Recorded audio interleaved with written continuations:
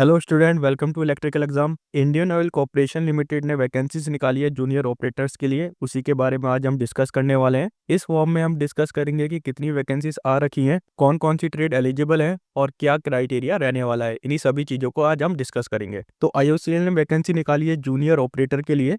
इसकी जो form filling date start होगी वो कल से यानी कि 3 फरवरी से स्टार्ट होगी और लास्ट सबमिशन डेट होगी 23 फरवरी। यानी कि आपके पास टोटल 20 डेज होंगे इस फॉर्म को फिलअप करने के लिए। टोटल नंबर ऑफ वैकेंसीज यहाँ पे रहने वाली है 246। अब किस किस जोन में कितनी वैकेंसीज हैं इसको हम देख लेते हैं। हरियाणा में 2 वैकेंसीज है, हिमाचल प्रदेश में 4 वैकेंसीज है, JNK में 1 वैकेंसी है, लद्दाख में 6, पंजाब में 12, राजस्थान में 6, उत्तर प्रदेश में 45, उत्तराखंड में 8, अरुणाचल प्रदेश में 3, असम में 10, बिहार में 9, नागालैंड में 7, वेस्ट बंगाल में 2, छत्तीसगढ़ में 8, मध्य प्रदेश में 21, महाराष्ट्र में 21, Dadar and Nagar Haveli and Daman and Diu 2 vacancies, Andhra Pradesh में 18, कर्नाटका में 12, केरला में 3, पौंडीचेरी में 1, तमिलनाडु में 13, तेलंगाना में 1। तो आपको सबसे ज्यादा वैकेंसीज उत्तर प्रदेश में देखने को मिलेंगी, जिसमें टोटल नंबर ऑफ वैकेंसीज है 45। और बाकी जितनी रीजन वाइज वैकेंसीज हैं, northern region, eastern region, western region, southern region, वो सारी बैकलॉग वैकेंसीज हैं। अब इंपॉर्टेंट पॉइंट आता है क्वालिफिकेशन क्राइटेरिया और वर्क एक्सपीरियंस क्या रहने वाला है।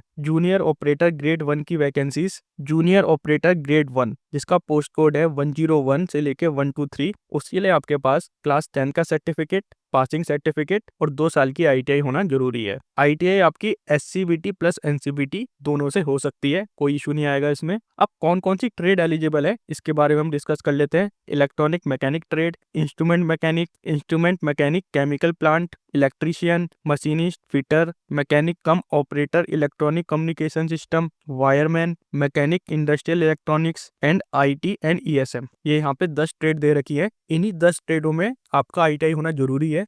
अगर आप जूनियर ऑपरेटर ग्रेड 1 की पोस्ट को फिलअप कर रहे हैं तो आपके पास 1 साल का वर्क एक्सपीरियंस होना जरूरी है। और ये वर्क एक्सपीरियंस आपका फैक्ट्री में, मैन्युफैक्चरिंग ऑर्गेनाइजेशन में, आपने कहीं से अप्रेंटिस ट्रेनिंग कर रखी है, वो भी आपका वर्क एक्सपीरियंस में काउंट होगा। यानी कि आपका नॉर्मल इंडस्ट्रियल एक्सपीरियंस प्लस अगर आपने अप्रेंटिस कर रखी है वो भी आपका वर्क एक्सपीरियंस में काउंट होगा। और यहाँ पे कोई मिनिमम क्वालिफिकेशन क्राइटेरिया नहीं रखा हुआ है, यानी कि आपका मिनिमम मार्क्स कितने भी आए आप इस फॉर्म को भरने के लिए एलिजिबल है, चाहे आपके क्लास 10 में कितने नंबर आए हों, चाहे आपके ITI में कितने नंबर भी आए हों। नेक्स्ट आता है जूनियर अटेंडेंट ग्रेड 1 जिसके पोस्ट कोड है 201 से लेके 204। इसके लिए आपका 12th पास आउट होना जरूरी है, जिसमें आपके मिनिमम मार्क्स एटलीस्ट 40% होने चाहिए। यहाँ पे आपको मिनिमम मार्क्स चाहिए ही चाहिए। और यहाँ पे पर एक चीज का फायदा है, आपको कोई भी वर्क एक्सपीरियंस की रिक्वायरमेंट नहीं है। जूनियर बिजनेस असिस्टेंट ग्रेड 3 के लिए ग्रेजुएट होना जरूरी है, इसके लिए हम ज़्यादा डिस्कस नहीं करते हैं। ITI in trade as specified against the respective post above will only be considered as eligible qualification. ITI in other than specified trade shall not be considered. जितनी भी आपको अभी हमने स्पेसिफाइड ट्रेड बताई है उसी में ही आपका ITI होना जरूरी है। अदर देन उससे आपका कोई भी ITI आपने करा हुआ है वो एलिजिबल नहीं होगा। अगर आप जूनियर अटेंडेंट का फॉर्म फिलअप कर रहे हैं और आपके मार्क्स 39.98 है तो इसको आप 40% कंसिडर नहीं कर सकते, इसको आप ओनली 39% ही कंसिडर करके चलेंगे। यहाँ पे ये क्लियर मेंशन करा हुआ है। आपके पास एक्सपीरियंस सर्टिफिकेट की कॉपी होनी चाहिए या ऑफर लेटर होना चाहिए, ज्वाइनिंग लेटर, पे स्लिप आपके पास होनी चाहिए और डेजिग्नेशन भी वहाँ पे आपको दिखाना होगा। अगर आपका 31 जनवरी 2025 तक 1 साल हो रहा है वर्क एक्सपीरियंस में तो इसको एलिजिबल माना जाएगा। 31/1/2025 के बाद फॉर एग्जाम्पल आपका 10 फरवरी को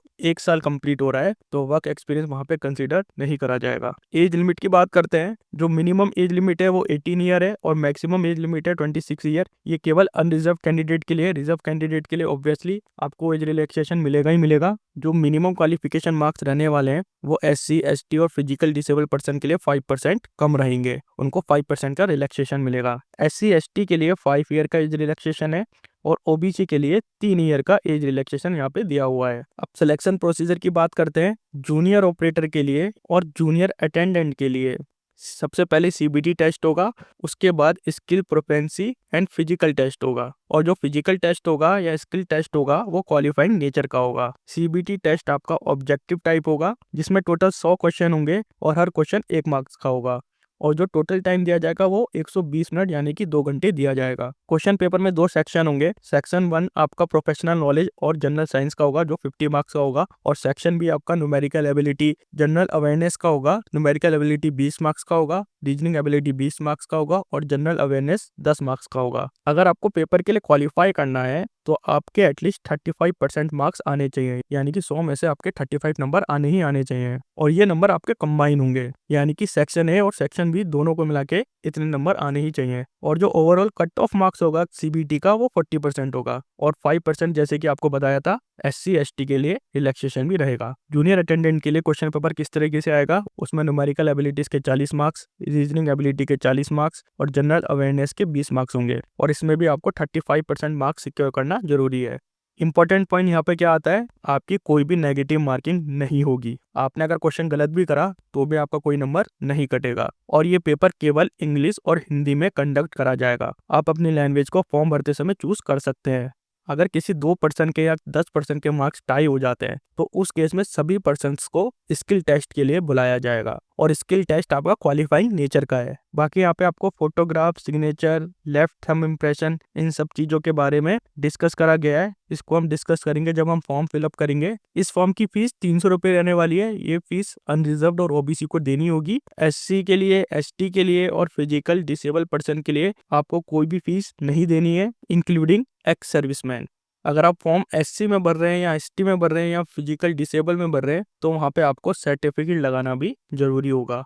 यहाँ पे 30 सीटें निर्धारित करी गई है जहाँ पे आप पेपर दे सकते हैं। वीडियो को पॉज करके इसको आप चेकआउट कर सकते हैं। कल से इसका फॉर्म भरा जाएगा। इस फॉर्म को भरते हुए हम बाकी चीज़ों को डिस्कस कर लेंगे, कुछ इंपॉर्टेंट चीज़ें होंगी, और इसका सिलेबस भी हम डिटेल में डिस्कस कर लेंगे, क्योंकि यहाँ पे मिक्सअप पोस्ट है और स्पेसिफिकली यहाँ पे कोई भी डिस्क्राइब नहीं करा गया है कि कितनी ट्रेड के लिए कितनी पोस्टें यहाँ पे रखी गई हैं। तो प्रोफेशनल नॉलेज का जो क्वेश्चन पेपर बन के आएगा वो कॉमन क्वेश्चन पेपर होने वाला है। इसमें कुछ आपको इलेक्ट्रिकल क्वेश्चन मिलेंगे, कुछ आपको मैकेनिकल के क्वेश्चन मिलेंगे, तो इसी तरीके का ये क्वेश्चन पेपर बन के आने वाला है। तो इस चीज़ को भी हम डिस्कस कर लेंगे। अगर आपको ये वीडियो पसंद आया है तो प्लीज़ इस वीडियो को लाइक कीजिए, हमारे चैनल को सब्सक्राइब कीजिए। Thanks for